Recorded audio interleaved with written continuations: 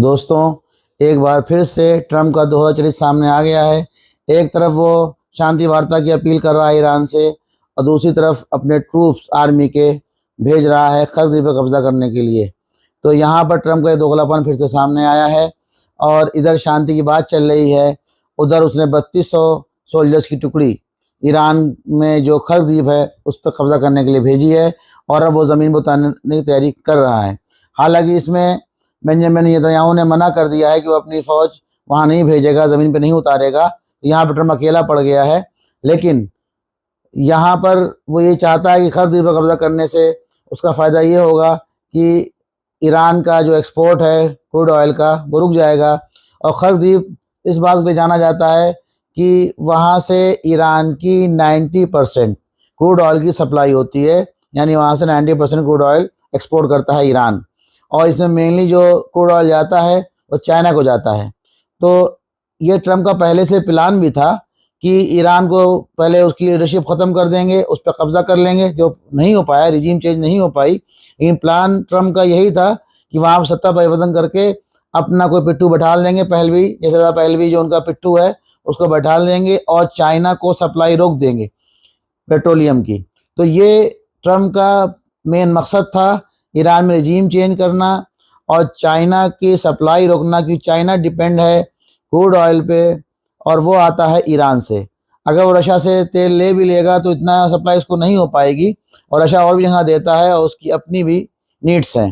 तो चाइना की कमर तोड़ने के लिए भी ईरान पर अटैक किया गया, साथ में इस्लामी रजीम जो ख़त्म करना चाहता ही था और इसमें वो कामयाब ट्रम्प नहीं हुआ और उसको मुँह की खानी पड़ी। और जिस तरीके से ईरान लड़ा है वो काबिल तारीफ़ है। जैसे मैंने पहले वीडियो में बताया है और सभी ये बात कर रहे हैं, ईरान ने जिस तरीके से लड़ा है तो वो काबिल तारीफ़ है और वो जीत गया है एक तरीके से। अभी हालांकि डिक्लेरेशन नहीं है हार जीत की, लेकिन जीता हुआ ईरान ही है। और जो मोज़ैक डॉक्ट्राइन पे जो काम करा मोहम्मद जाफ़ी साहब ने 20 साल पहले, तो ये बहुत कामयाब रही और इसी की बदौलत आज ईरान अपर हैंड पे है और ईरान अपनी शर्तें रख रहा है। बस डर इस बात का है कि ये लड़ाई अब न्यूक्लियर वेपन्स की तरफ तक ना जाए, क्योंकि अगर वो शुरू होती है लड़ाई तो फिर ये वर्ल्ड वार 3 की तरफ दुनिया को ले जाएगी और ये बहुत ही ख़राब बात होगी अगर न्यूक्लियर वेपन्स का इस्तेमाल होता है। फ़िलहाल इधर हौतीज़ ने भी धमकी दी है कि वो बाब अल मंदब को ब्लॉक करने जा रहे हैं, इससे पहले ब्लॉक कर भी चुके हैं। तो अब अगर ये भी ब्लॉक हो जाता है तो दोनों तरफ से सप्लाई रुक जाएगी, तो और ज़्यादा वर्ल्ड में क्राइसिस हो जाएगा क्रूड ऑयल का और भी सामानों का। ये जो चेन है वो और टूट जाएगी। जो सऊदी ने आशा सुझाया था कि वो रेड सी से सामान अपना ले जा सकते हैं अगर हरमुज़ स्ट्रेट उनको नहीं मिल रही है। फिलहाल हरमुज़ स्ट्रेट तो अभी यूएसए नहीं हासिल कर पा रहा है, लेकिन वो खर्ज द्वीप हासिल करना चाहता है जो मेन सोर्स है क्रूड ऑयल का ईरान का, कि अगर वो मिल जाएगा तो ईरान की इनकम ख़त्म हो जाएगी और चाइना भी कमज़ोर पड़ेगा। तो खर्ज द्वीप पर कब्जा करने के लिए ट्रूप्स भेज रहा है और इधर सुलह की बात भी कर रहा है। तो ट्रम्प के दोहरे रवैये को लोग समझ नहीं पा रहे हैं। कब्जा करने की धमकी तो लगातार ट्रम्प पहले भी दे रहे थे और वो तो ये भी कह रहे थे कि हम रिजीम ही चेंज कर देंगे।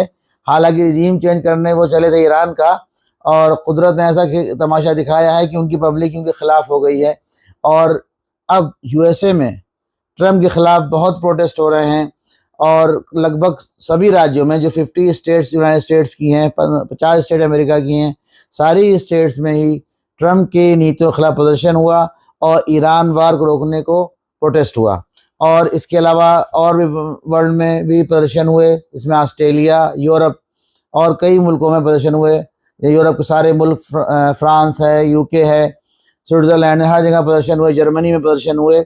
और जो यूएसए में जो प्रदर्शन हुआ वो बहुत ही बड़ा प्रदर्शन था और करीब 3100 जगह ये प्रोटेस्ट हुआ और इसमें जानी मानी हस्तियों ने, एक्टर्स ने, नेताओं ने हिस्सा लिया। इसका जो मेन केंद्र था इस प्रदर्शन का वो था मिनेसोटा। वहाँ के सेंट पॉल्स में लोग इकट्ठा हुए और लगभग 2 लाख लोग बताए जा रहे हैं वहाँ पे इकट्ठा हुए थे। और वहाँ पे इसमें एक्टर नीरो और साथ में ही जो एक सिंगर हैं ब्रूस स्प्रिंगस्टीन वो शामिल हुए, साथ ही मिनेसोटा के गवर्नर भी शामिल हुए। और हालत तो ये है कि इन प्रोटेस्ट में यूएसए के वाइस प्रेसिडेंट भी शामिल हुए। लोग सड़कों पे उतर रहे हैं और लगभग खाली यूनाइटेड स्टेट्स की बात करें तो लगभग 90 लाख लोगों का अंदाज़ा है कि वहाँ पे इस प्रदर्शन में शामिल हुए। हर लगभग शहर में, यहाँ तक कि गांव में भी प्रोटेस्ट बहुत हुए और लगभग 2/3 पार्ट तो गांव में ही और जो कस्बे इलाके वहाँ के हैं, वहाँ यूएसए के, उसमें लोग शामिल हुए इन प्रदर्शनों में। और ये एक ट्रम्प की नीतियों के खिलाफ प्रदर्शन था और ईरान की वार को रोकने के लिए प्रोटेस्ट था।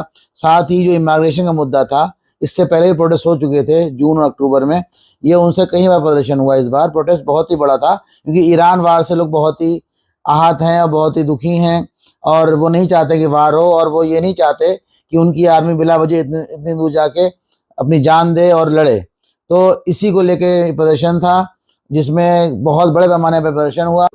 अटैक लगातार हो रहे हैं ईरान में और जो अमेरिका कर रहा है, इसके अलावा जो अटैक ईरान इजराइल पे और यूएई, बहरीन, कतर और सऊदी पे कर रहा है, तो ये बहुत ही इस टाइम वार अपने पीक पे है। और ईरान ने कह दिया था कि अगर कोई भी अपनी ज़मीन देता है आर्मी आने के लिए हमारे मुल्क में, यूएसए की और इजराइल की, तो हम उस पर अटैक करेंगे। तो उसने उसी के तहत ये सऊदी पे और बहरीन पे और इजराइल पे बहुत भयंकर अटैक किए हैं और बहुत ही तबाही का मंजर है। लेकिन इधर तेहरान से भी वीडियो सामने आ रही हैं कुछ, जहाँ पर बहुत ज़्यादा जान माल नुकसान हुआ है, कई बिल्डिंग्स जो हैं वो ख़त्म हो गई हैं।